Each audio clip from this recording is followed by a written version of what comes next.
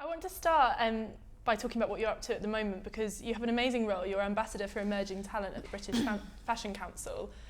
Tell me what that role means and why championing young designers and young talent is so important to you.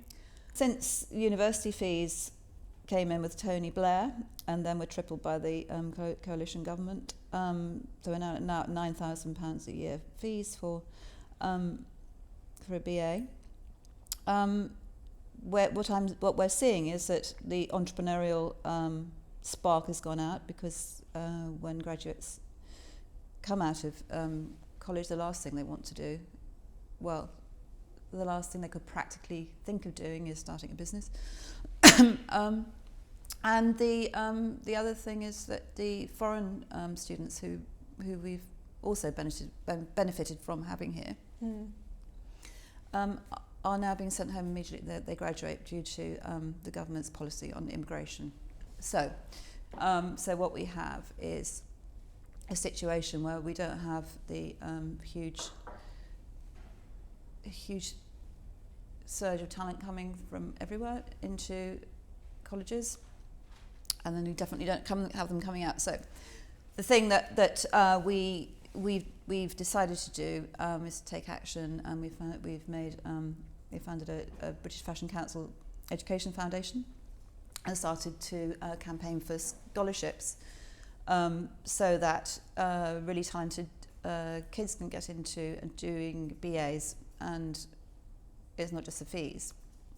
If you think of living, we calculate that it costs £50,000 to achieve a BA now, and whether that's your own money or whether it's loans, that's serious. That's my Bodicea on that chariot at the moment. Talk to me about what you feel the biggest things that a young designer needs help with are.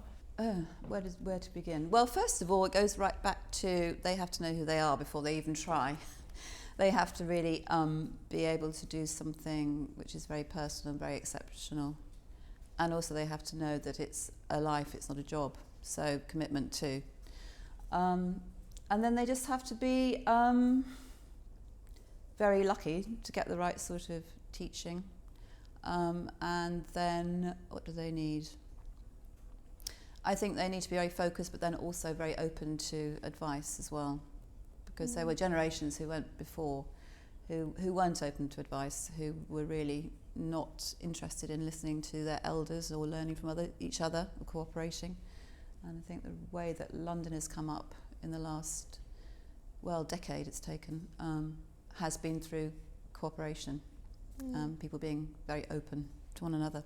That's why I got involved, because I've been in fashion journalism, watching from the periphery what's been happening in London since the late 80s, and I've seen two or three generations rise and then fall immediately, crash, through not being able to know how to run their businesses.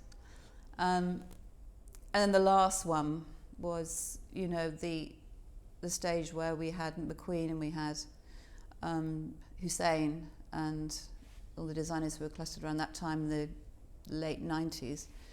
Stella even, people who just had to leave, had to go and show somewhere else, even if they didn't live elsewhere. And I wasn't prepared to stand by and see another generation go out of business, or go and work somewhere else. Because a new generation was coming out of university, Christopher Kane and his cohort, and they were different, and they weren't kind of solitary people. They came out of university knowing that working together and helping one another, strength in numbers, was going to work.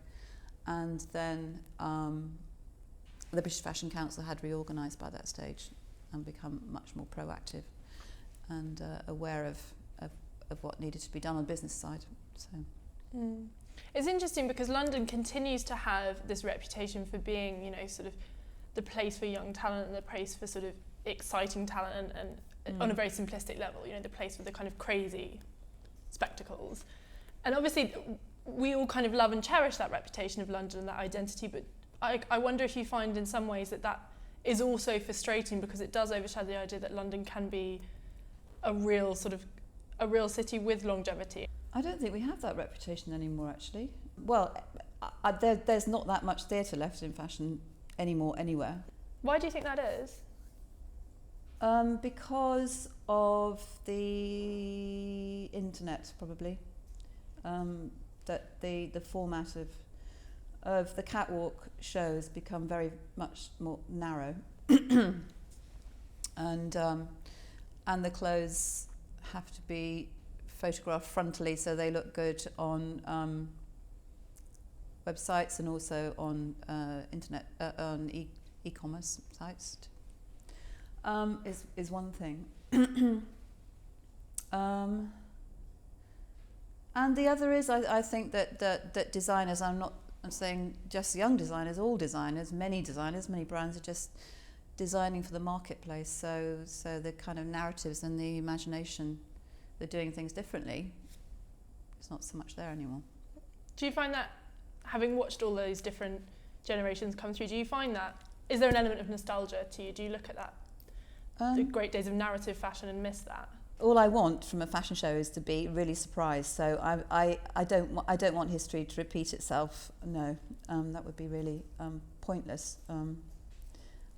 All I look for is to feel something visceral, and you know, even though I've seen so much, I know I could still be surprised and shocked and moved. It strikes me, you must get quite emotionally attached to it. It must be quite... There's no way I'd be in this fashion business if I didn't feel something about it. It's not just about being professional, it's about feeling it. When we had Tim Blankton, he said he'd never cried at a fashion show. Have you cried at a fashion show? Oh God, of course. I'm not weeping buckets now, I'm a hard woman. Everyone knows that.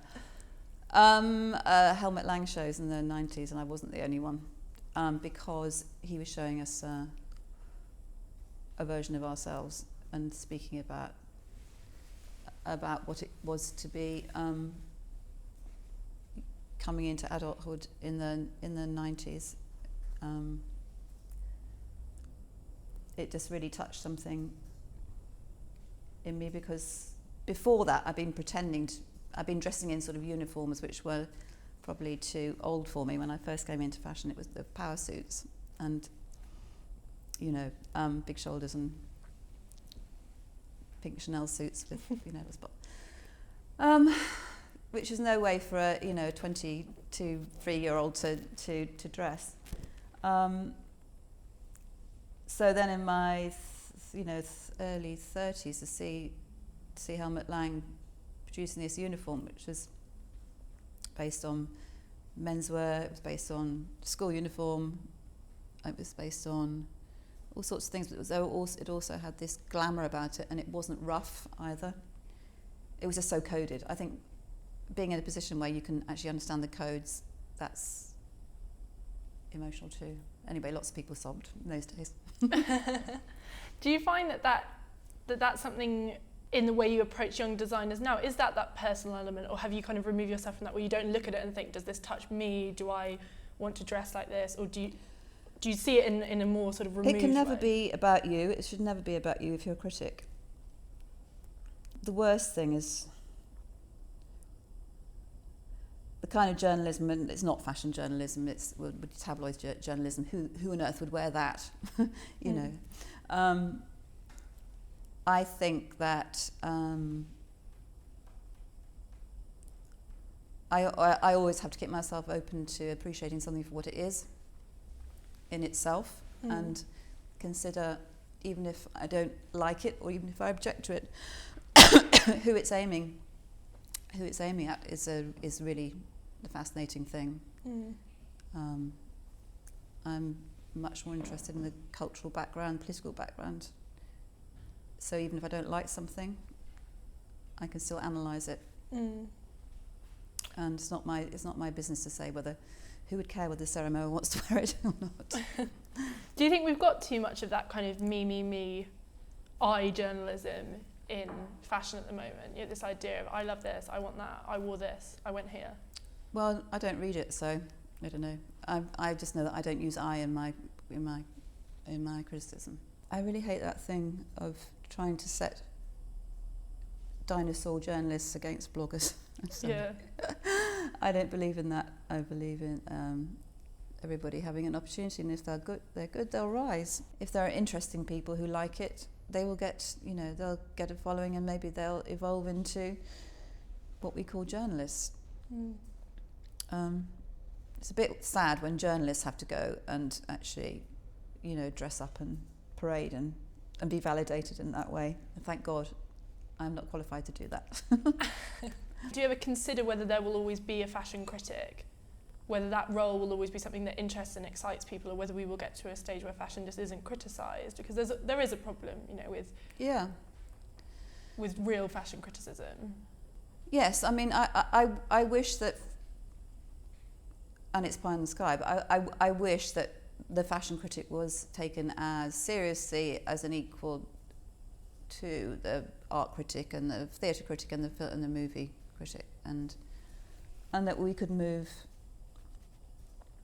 around our world in that way. Question is, who cares what we're saying anymore? And probably I think the people who care are the designers and the companies, where in a way we're still talking to the inner circle. We're not dictating anymore, what women are going to wear. That was one of the roles. That was the role of the fashion communicator in the beginning, and of course that's nonsense now. Do you remember when you started either buying clothes or reading magazines? When did that come in? Well, I couldn't afford any clothes. I suppose the interest in fashion came from my parents' newspaper, which was the Daily Telegraph, and I think at that time you would see show reviews illustrated, because photographers weren't allowed into the shows, and I think that's how I first started to start doing fashion drawings, and my mother encouraged it, and she had a sister who had married well, and she used to have she was very, very fashion conscious, and she was a Vogue reader, and she came once, Auntie Dodo, and she saw me draw all my drawings, which actually had little swatches cut out next to them, and she gave me a subscription to Vogue for my 11th birthday. What changed my life was the fact that there is still a Vogue talent contest in British Vogue, which you won. I was a runner-up. Okay. The girl who got the actual prize, which was an internship, was a relation of a cabinet minister at the time. I want to get the point where you started to aspire to have a career in fashion. Well, I went to a convent school which was very academic, and I mean, there was no concept that there could be a job in fashion, and needlework was looked down upon, and I was deemed too clever to do needlework. Not that I would have been any good at it. Well, my mother wanted me to be an artist, an illustrator, and I am. I do illustrate actually still to this day for Japan Vogue. But by the time I was doing my A-levels, I just realised that I could think and write and as well. So I ran away to university after a few months at Bristol to Leeds. And what was brilliant about history of art at Leeds was I was taught by a woman called Griselda Pollock, I think she's still there. Very, very fierce feminist, and that gave us the wherewithal to critique imagery, which has been obviously incredibly useful to me in becoming a fashion journalist. It must be difficult as a feminist sometimes working in fashion though. Do you find the two difficult to reconcile? Would you think that that fashion is anti-feminist? No, That's I the don't think question. it's anti-feminist, but as a feminist I find it difficult sometimes. Purely just on a simplistic level, the imagery that you see a lot of, it's, you know, highly sexualized, or a particular kind of women, it fetishizes youth. I just wonder if any of those elements ever bother you, if it's something you ever think about. Well, of course, you have to be, you know, you only need to be sentient to be bothered by that sort of thing, and I do think that informs what I write. I think what you might be saying is, you know, is fashion culpable? Are we to blame? You know, are we tainted by being in it?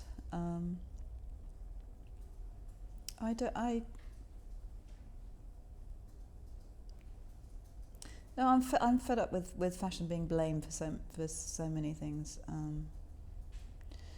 It's actually a product of everything. Why do you think so much blame is always levied at fashion? Because women wear it.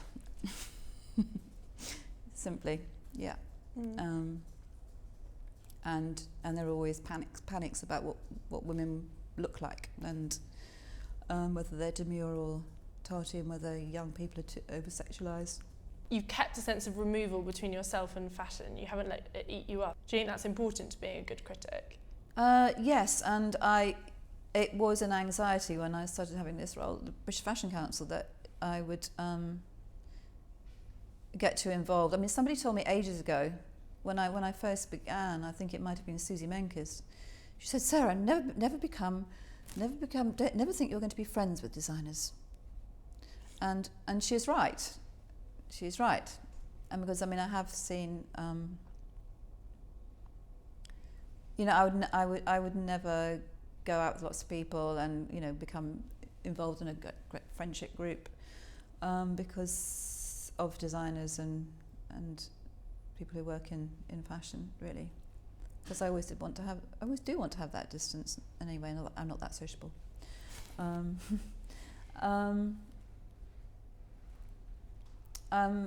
But so going back to when I started this role at the Fashion Council,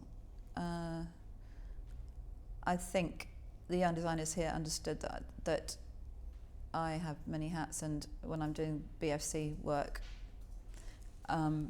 it doesn't mean that when I've got my critic's hat on I wouldn't also be critical of them. So I've negotiated it so that I'm never. Sometimes I do smack my friends or designers that I know and love, and